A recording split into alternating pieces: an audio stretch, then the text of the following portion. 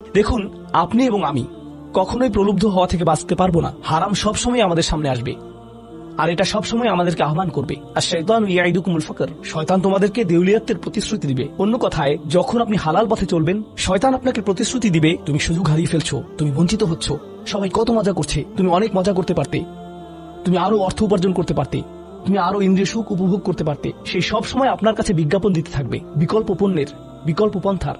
নিজের কামনাকে চরিতার্থ করার কিছু যায় আসে না যে কতটুকু কোরআন মুখস্থ করেছেন, কিছুই যায় আসে না যে কি পরিমাণ তাহাজ্জুদ আপনি পড়েছেন। এগুলো কোনোটাতেই আসে যায় না। শয়তান থামবে না। দিন শেষে আপনি তো একজন মানুষই।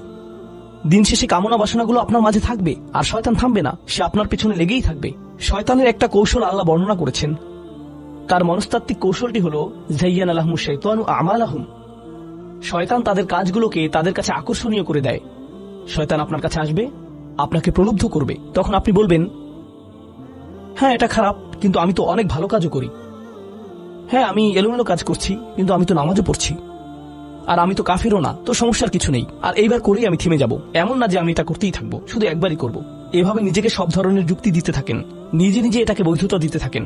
আপনার চিন্তায় এটা এখন আর অতটা খারাপ না। আর তারপর যখন এমন মানুষ চারপাশে থাকেন যাদেরকে বলেন যে এটা তো খারাপ, আর তারপর যখন এমন মানুষের চারপাশে থাকেন যাদেরকে বলেন যে এটা তো খারাপ, তারাও আপনাকে বলে, না ভাই কাম অন, এটা অতটা খারাপ না, থামো তো, এরকম কথা বলো না, না আল্লাহ এরকম না, আল্লাহ তোমাকে শাস্তি দিবেন না, কেন এরকম হতাশাজনক কথা বলছো, তুমি অতিরিক্ত চিন্তা করো। আপনি তা শুনেন, আর এটা আপনাকে প্রভাবিত করতে শুরু করে। কিন্তু যখন কাজটা করে ফেলেছেন, যেটাই করেছেন, হতে পারে এটা অ্যালকোহল অথবা অন্য কোনো মাদক, এটা কারোর সাথে সম্পর্ক হতে পারে, সেটা যাই হোক, যখন নিজেকে বলেন যে এটাই শেষবার, কিন্তু এটাই শেষ তো না। কারণ যখনই কাজটা ঘটে যায় আর কয়েকদিনের মধ্যে অনুশোচনাও কেটে যায়, তখন মোবাইলে আরেকটা মেসেজ চলে আসে, তারপর আরেকটা দাওয়াত আসে, তারপর আপনি বলেন না এটাই শেষবার, আবারও সেই চক্রে আটকে যান, আর আবারও সেটা করেন, আর তা করতেই থাকেন। শয়তান ঠিক এটাই চেয়েছিল। মানুষ এই চক্র বন্ধ করতে পারে, আল্লাহর প্রতি নিবিষ্ট হয়ে বলতে পারে, ইয়া আল্লাহ, আমার বন্ধুরা কি বলছে তাতে কিছু যায় আসে না, শয়তান কি ওয়াসওয়াসা দিচ্ছে তাতে কিছু যায় আসে না, কতবার এই বিভৎস চক্রে আটকা পড়েছি তাতে কিছু যায় আসে না।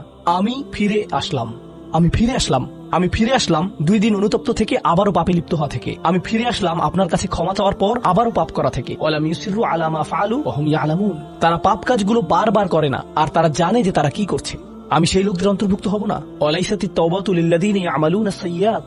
তওবা, অনুশোচনা তাদের জন্য কাজ করে না যারা পাপ করতেই থাকে। এমনকি তওবা করার পরেও এটা সেই মানুষদের জন্য না যারা এই চক্রে আটকে যায়। এটা তাদের জন্য যারা বলে, ইয়া আল্লাহ, আমি জাহান্নামে যেতে চাই না, আমি জাহান্নামের যোগ্য অনেক কাজ করেছি, কিন্তু এখন আমি থেমে যাচ্ছি।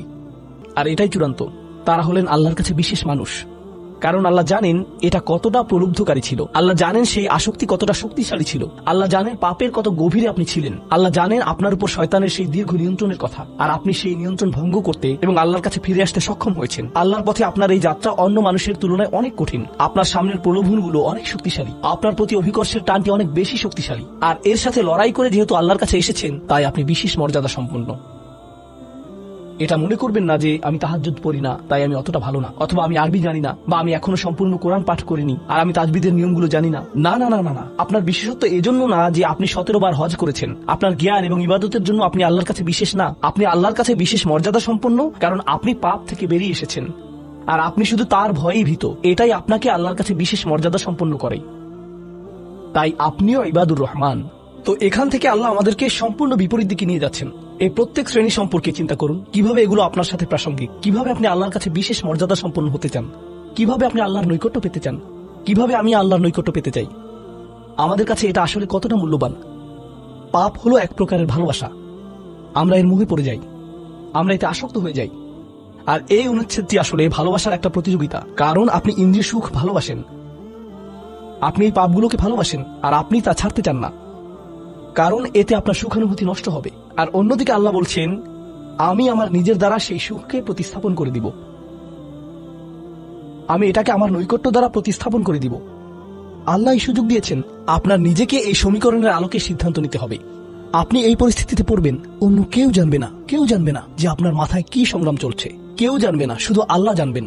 আর প্রসঙ্গক্রমে উদাহরণস্বরূপ আপনাদের কেউ কেউ যখন হারাম সম্পর্কে জড়ান, নিশ্চিত বলছি না, আপনাদেরকে অভিযুক্ত করছি না, কোনো মানুষ, আপনারা না, কোনো মানুষ যাদেরকে আপনারা চিনেন, তারা হয়তো অনৈতিক সম্পর্কে জড়িত, আর আপনি তা থেকে বের হতে চাচ্ছেন।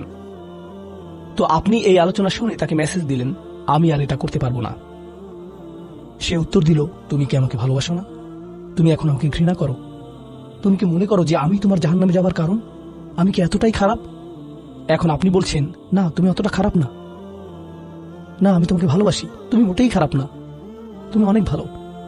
ঠিক আছে, যদি আমার সাথে সম্পর্ক সমাপ্ত করতে চাও, আজকে রাতে আমার সাথে দেখা করো আর আমার মুখের সামনে এটা শেষ করো।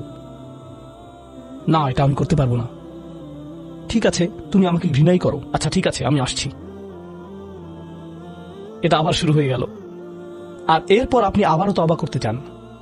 দেখতে পাচ্ছেন, এটা শুধুমাত্র আপনি না, আপনি হয়তো আবেগগতভাবে কোনো কিছুতে জড়িয়ে যেতে পারেন, আর এখন আপনি আবেগগতভাবে ব্ল্যাকমেইলের শিকার হচ্ছেন। এর দ্বারা আপনি খারাপ বোধ করবেন। আপনাকে এর বিরুদ্ধে যুদ্ধ করতে হবে, আপনাকে এটা অবদমন করতে হবে, আর আপনাকে উপলব্ধি করতে হবে যে আপনি হয়তো কাউকে হতাশ করছেন, কিন্তু আল্লাহকে সন্তুষ্ট করছেন। আর আপনি এটা শুধু নিজের জন্যই করছেন না, বরং এটা ওই মেয়ের জন্য করছেন বা ওই ছেলের জন্য করছেন যে আপনার মেসেজের জবাব দিচ্ছে। সে আল্লাহর সামনে দাঁড়াবে, এটাও আপনি চান না। আপনি যদি তাকে আসলেই ভালোবাসেন, শুধুমাত্র যদি তাকে কামনা না করেন, বরং তাকে ভালোবাসেন, তাহলে আপনি তাকেও রক্ষা করতে চাইবেন। তো এখন আমরা খুবই অপ্রত্যাশিত স্থানে চলে যাচ্ছি। আল্লাহর কাছে আরো কে বিশেষ মর্যাদা সম্পন্ন? আল্লাযীনা ইযা আনফাকু লাম ইউসরিফু ওয়া লাম ইয়াকতুরু ওয়া কানা বাইনা যালিকা কওয়ামা। এই মানুষেরা যখন তারা অর্থ ব্যয় করে, তারা সকল অর্থ উড়িয়ে দেন না, তারা অতিরিক্ত খরচ করেন না, আর তারা কৃপণও নয়। তারা অনেক বেশি খরচ করেন না, আর তারা অনেক কমও খরচ করেন না। তাদের বাজেট ভারসাম্যপূর্ণ। বাজেটের সাথে আল্লাহর নৈকট্যের সম্পর্ক কি? সম্পর্ক রয়েছে, কারণ আল্লাযীনা ফি আমওয়ালিহিম হাক্কুন মালুম, তাদের অর্থে অন্যদের অধিকার রয়েছে যা সুবিদিত। আপনার পিতামাতার অর্থনৈতিক সহায়তা প্রয়োজন, আপনার সন্তান, আপনার ভাই বোন, আপনার স্ত্রীর প্রয়োজন, এমন অনেক ক্ষেত্র রয়েছে যার জন্য আপনার অর্থ প্রয়োজন। কিন্তু যখন আপনি প্রয়োজনহীন জিনিসে আসক্ত হয়ে পড়েন, আর আপনার অর্থ যখন ব্যয় হয় সিনেমার পর সিনেমা, সিনেমার পর সিনেমায়, সাবস্ক্রিপশনের পর সাবস্ক্রিপশনে, গেমের পর গেম, এরপর গেমে, গাড়ির জন্য নতুন যন্ত্রাংশ কেনার পেছনে, যে চাকা দেখতে উল্টো দিকে ঘূর্ণায়মান, তার প্রয়োজন আপনার নেই। সেগুলো আপনি দেখবেন না যখন আপনি গাড়ি চালাবেন, সেটা অন্য কেউ দেখবে। এগুলো ঘুরবে অন্য কারোর জন্য, আপনার জন্য না। যন্ত্রাংশ অথবা ডিভাইস। আপনি নতুন আইফোন ছাড়াও বেঁচে থাকবেন, এতে কোনো ক্ষতি হবে না। স্যামসাং যদিও কিছুটা বিপজ্জনক, তারপরও অনেক বোনেরা পার্স অথবা ব্যাগের জন্য এমনটা করেন। ও আল্লাহ, এই ব্যাগগুলোর কোনোটার দাম কয়েক লাখ টাকা। বলছি না যে আপনি এগুলোর কোনোটাই কিনতে পারবেন না, কিন্তু আল্লাহ বলছেন ঠিক আছে খরচ করো, কিন্তু অতিরিক্ত খরচ করো না। আপনাদের কারো কারোর জন্য আবার সবচেয়ে খুশির বিষয় হলো টাকা ধরে রাখা। আপনি স্ত্রীকে সাথে নিয়ে সুপার শপে গিয়েছেন, তিনি এক প্যাকেট দুধ নিলেন। আমাদেরকে এত বেশি দুধ প্রয়োজন, ছোট প্যাকেট নিতে পারো না? ডিসকাউন্টের জন্য অপেক্ষা করতে পারো না? এটা দুধ, এটা ডিম, এগুলো নিয়ে কৃপণতা না করলে হয় না? এমন মানুষ রয়েছে যারা প্রাপ্য মানুষদের টাকা ধরে রাখে। আপনার সন্তানদের অর্থ প্রয়োজন, তাদের চলার জন্য কিছুটা পকেট খরচ প্রয়োজন, আপনার স্ত্রীর কিছুটা অর্থ প্রয়োজন। যদি তিনি গৃহ ব্যবস্থাপনার দায়িত্বে থাকেন আর তিনি নিজে উপার্জন না করেন, আর তিনি আপনার কাছে বলেন আমি কি 500 টাকা পেতে পারি? কিসের জন্য তোমার টাকা প্রয়োজন? আমাকে সম্পূর্ণ প্রতিবেদন প্রদান করবে, সকল রিসিট দেখাবে। দাঁড়ান, 1 মিনিট থামুন। এটা লাম ইয়াকতুরু, এটা আপনার জন্য চ্যালেঞ্জ হতে পারে। আপনি যদি আল্লাহর নৈকট্য লাভ করতে চান, আপনার পরিবারের খাবারের প্রসঙ্গ আসলে তাদেরকে জঞ্জালের মতো বিবেচনা করবেন না। আপনার জন্য সর্বোত্তম খরচের খাত হলো আপনার পরিবার। নিজের পরিবারের সাথে এরকম খারাপ আচরণ করবেন না, কিন্তু অতিরিক্ত খরচও করবেন না। অন্যরা এমন আছে যারা টাকা উড়ায়। আল্লাহ হয়তো আপনাকে কিছুটা অর্থ দিয়েছেন, আর আপনি আপনার 16 বছরের সন্তানকে BMW কিনে দিলেন যাতে সে রাস্তার পাশে লাগিয়ে দিয়ে অ্যাক্সিডেন্ট করতে পারে, আর তারপর তাকে আরেকটা কিনে দিলেন। না না না, আপনি এমনটাও করতে পারবেন না। লাম ইউসরিফু ওয়া লাম ইয়াকতুরু ওয়া কানা বাইনা যালিকা কওয়ামা। তারা একটি ন্যায্য ভারসাম্যপূর্ণ পন্থা অবলম্বন করে এই দুই অবস্থার মাঝে অবস্থানের জন্য। পরবর্তী গুণটি আমার প্রিয়, মনোযোগ দিয়ে শুনুন। এরা সবাই একটি শ্রেণী। والذين لا يدعون مع الله إلها آخر ولا يقتلون النفس التي حرم الله إلا بالحق ولا يزنون ومن يفعل ذلك يلقى أثاما। তারা আল্লাহর পাশাপাশি অন্য কোনো উপাস্যের কাছে প্রার্থনা করে না, আর আল্লাহর পাশাপাশি অন্য কোনো উপাস্যের কাছে প্রার্থনা না করা অবস্থায় তারা কাউকে হত্যা করে না, এবং তারা ব্যভিচারে লিপ্ত হয় না। 3টি বিষয়। তারা আল্লাহ ছাড়া কারো কাছে প্রার্থনা করে না, এর সাথে রয়েছে তারা হত্যা করে না এবং তারা ব্যভিচার করে না। 3টি বিষয় একসাথে, 3টি বিষয় একসাথে। এটা তো অসাধারণ কোনো অর্জন নয়। কেউ বলতে পারে যে হ্যাঁ আমি তো তালিকায় এসে পড়েছি, আমি কাউকে হত্যা করিনি। কিন্তু জানেন কেন এটা বৈশিষ্ট্য সূচক? কারণ এই বিষয়গুলো খুবই প্রাথমিক স্তরের, তাই না? অন্য অনেক কবিরা গুনাহ রয়েছে, কিন্তু আল্লাহ বলছেন যে তোমরা আল্লাহর কাছে বিশেষ মর্যাদার অধিকারী হতে পারবে যদি তোমরা শুধু এটুকু করো। কেন এটা বিশেষ মর্যাদাপূর্ণ? মক্কার মানুষদের কথা চিন্তা করুন, সেই সমাজের কথা চিন্তা করুন যার মাঝে কোরআন এসেছিল। সেই মানুষগুলো হাজার বছর ধরে শিরকে লিপ্ত ছিল। হত্যা তাদের কাছে সাধারণ বিষয়ে পরিণত হয়েছিল, জিনা কোনো বিষয়ই ছিল না। আর এগুলো বড় বিষয় ছিল না তাদের পূর্বপুরুষ অথবা তাদের পূর্বপুরুষ অথবা তাদের পূর্বপুরুষের কাছে। এগুলো ছিল জীবনেরই অংশ। জীবন ছিল গ্যাংস্টারের মতো।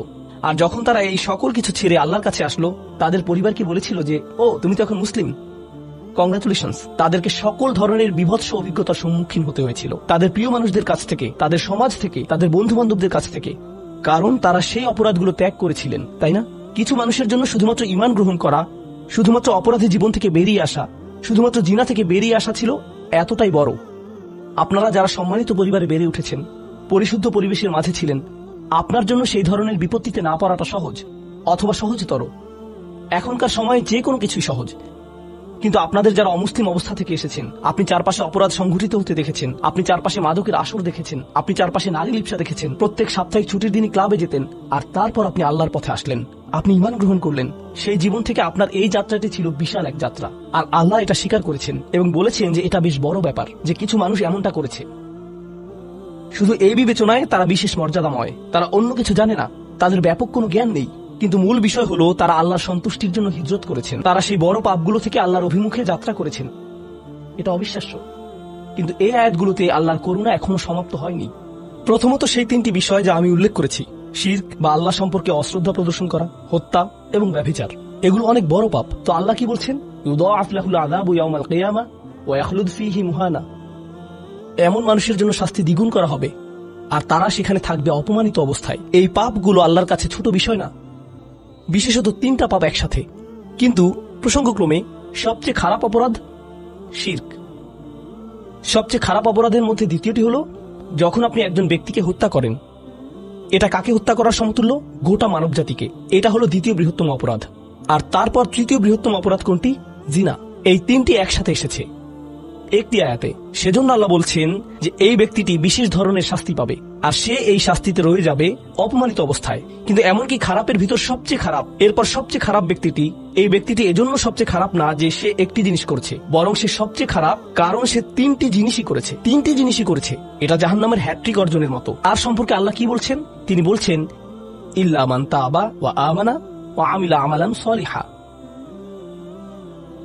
অর্থাৎ যে অনুতপ্ত হয়েছে, ঈমানের পথে ফিরে এসেছে এবং তখন থেকে ভালো কাজ শুরু করেছে, তার জন্য নিয়মের ব্যতিক্রম হবে। এটা উপলব্ধি করাটা গুরুত্বপূর্ণ। আল্লাহ বর্ণনা করছেন নিকৃষ্টের মধ্যে নিকৃষ্ট, আর চেয়েও নিকৃষ্ট। আর তারপর বলেছেন এমনকি সেই ব্যক্তির ক্ষেত্রেও যদি সে আমার কাছে ফিরে আসে, আমি তাকে শাস্তিতে নিক্ষেপ করব না। কিন্তু এতটুকু যথেষ্ট না। আমরা কথা বলছি ইবাদ আর রহমানের ব্যাপারে, যিনি অবিশ্বাস্য রকমের করুণাময় সত্তা। তো তিনি তাদেরকে শুধুমাত্র জাহান্নাম থেকে রক্ষা করেই ক্ষান্ত হবেন না, তিনি আরো কি করবেন? ফাউলাইকা ইউবাদদিলুল্লাহু সাইয়্যাতিহিম হাসানাত। সেই মানুষগুলোর মহাপাপগুলোকে প্রতিস্থাপিত করবেন। আর আমি আপনাদেরকে মনে করিয়ে দিচ্ছি সেই পাপগুলো কি? শিরক। ইন্নাশ শিরকা লাযুলমুন আযীম।